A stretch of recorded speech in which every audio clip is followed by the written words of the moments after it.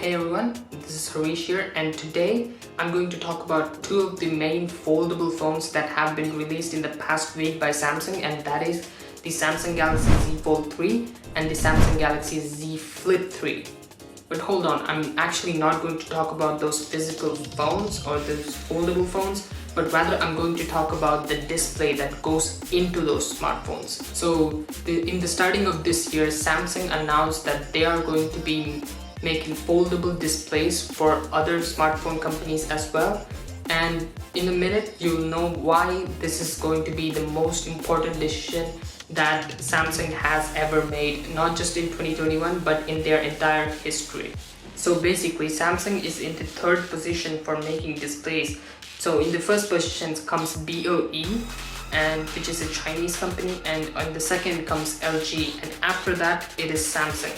So basically what I'm trying to say is Samsung is already one of the largest display manufacturers. It wouldn't take them a very long time to get to the number one position if they didn't try. And this foldable technology is a technology that has not been seen by any other company other than Samsung or some other Chinese company which tries to replicate it in a couple of years. But other than that, Samsung is all we have for right now. So you might be thinking, how did they come to the third position just by selling Samsung displays in their smartphones? Well, actually they do sell their displays in a couple of different places which you might have never heard before, and that is what we're going to be talking about right now. So we have standalone TVs that Samsung makes in their displays. We have business TVs which can be used for business purposes, and we have a video wall, and we have outdoors and window advertisement panels which you might have seen that are also Samsung displays. We have interactive displays which can also be found that Samsung makes. We can also see retail stores which use a Samsung display,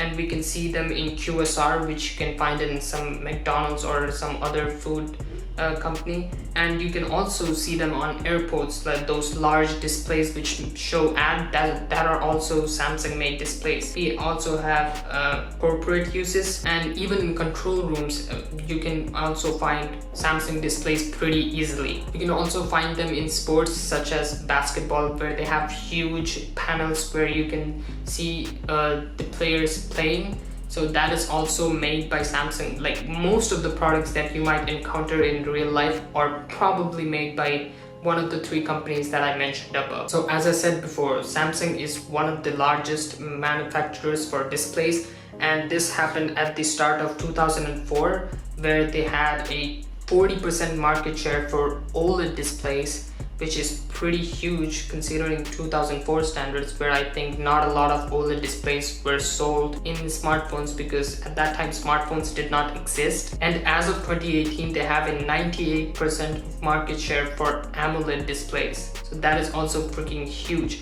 And the next logical step for them to go would be to make foldable displays. Again, as I mentioned before, they already were and are trying to make foldable displays accessible to everyone and to every other company. And the first player that has come to this race buying Samsung displays is actually Google.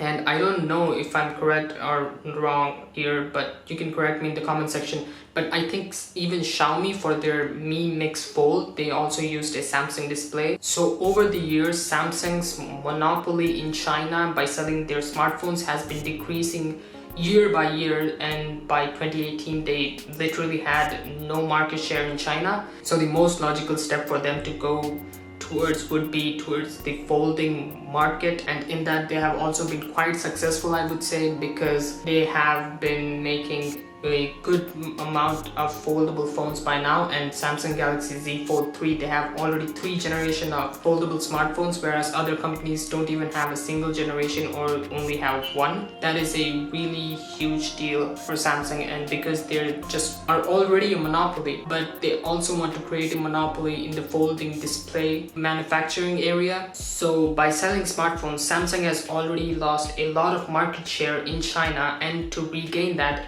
they have been pretty successful with the foldables. In order to go one step further, if they are selling their foldable technology to all the other Chinese smartphones, the Chinese smartphones would be heavily reliable on Samsung to make them their displays. If Samsung will create a monopoly in this market, even Apple would be going to buy Samsung foldable displays.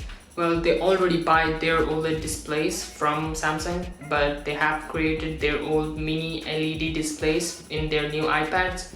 So that's why I've been talking that they might or might not switch, but it is a more probable chance that they would switch to Samsung displays. So that is it for the video. I hope that Samsung does not become a monopoly in this foldable market and that rollable succeeds more than the foldables do, because it's just much better, and I have made a video about this right here. If you want to go watch it, you can watch it. And please subscribe to my channel if you liked it, and follow me on my social media. That's it for the video. I'll catch you guys in the next one. Bye.